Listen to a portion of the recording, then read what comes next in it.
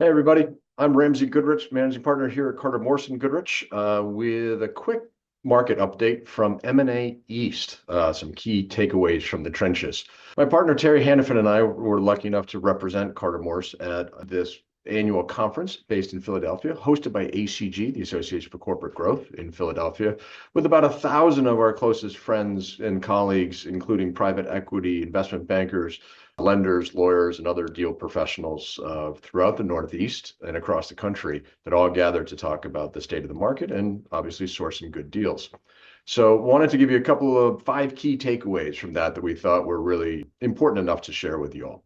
Number one, there's a add-on overload is what we call it, M&A's new normal. This market, well, volume in 2024 is actually up quite dramatically, especially this last quarter. It's really been driven by add-on activity. An existing portfolio company is buying an add-on or a synergistic acquisition for that to give them additional scale, profitability, etc. So while it has been the year of add-ons and quite frankly, a couple of years of add-ons, what we're seeing now is a renewed focus on finding those new platform companies. So the shift, the pendulum have swung from add-ons to a renewed focus on platform investing.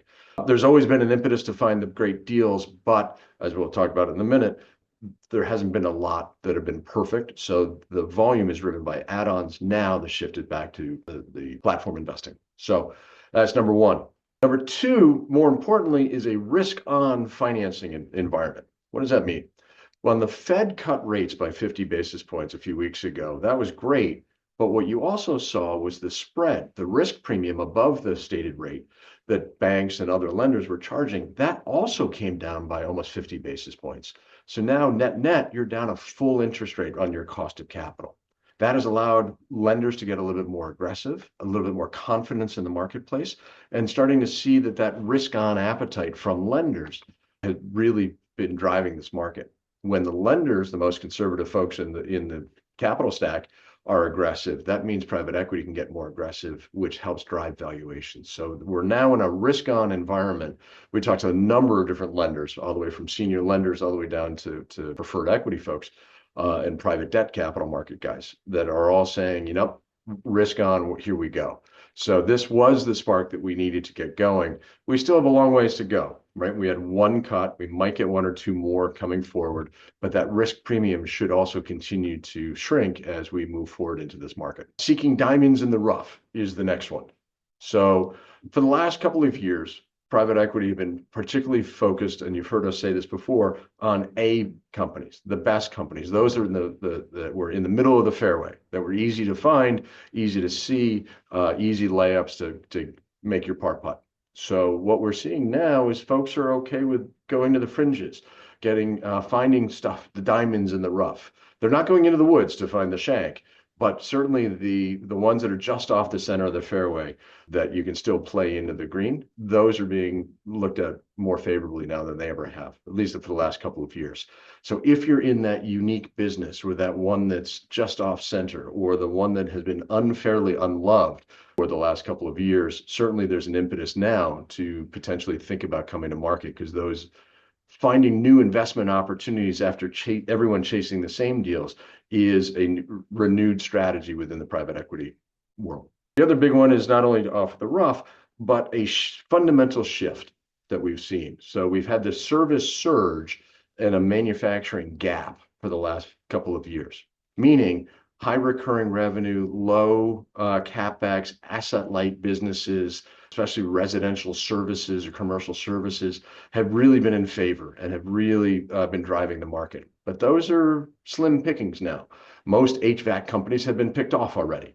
And so there's not a lot left there. So there's a fundamental shift, especially with lowering interest rates, back to manufacturing, back to capital intensive businesses where there's still good fundamentals, where the cost of capital comes down, I can still invest and still make a return. So we're going to see that shift continue, we think, for the next foreseeable future. The last one is one that has been around for a while, is still fundamental, which is ghost hunting. What do we mean by that? Ghost hunting is where private equity especially, but all strategic buyers as well, are really diving deeper into due diligence and digging deeper, asking more questions, taking more time. Those companies that are ill prepared are really in trouble from a valuation perspective, from a process perspective, and it just takes longer now. Those that are well prepared, well-oiled machines that can anticipate what's coming up and get ahead of it, those are really favored right now, and you'll see that in valuation as well. So while the trend is diving deeper, those that are prepared really can do quite well in this market. So those are 5 key takeaways from M&A East that we were at for 3 days in Philadelphia. And we would invite you to call us. Let's talk about this some more. If you're thinking about pursuing your once-in-a-lifetime transaction with your family or founder-led organization, that's thinking about what options to do, now's the time to start planning and preparing for so many different reasons. We really highly advocate planning, preparing, and getting ready before ever executing. And then when you're ready, hire a great team of advisors, your core 4, and execute flawlessly. So that's the update from here at Carter Morrison, Southport, Connecticut. We look forward to hearing from you soon. Again, invite you any questions, comments, concerns, other ideas that we've missed, please let us know. We'd love to hear from you.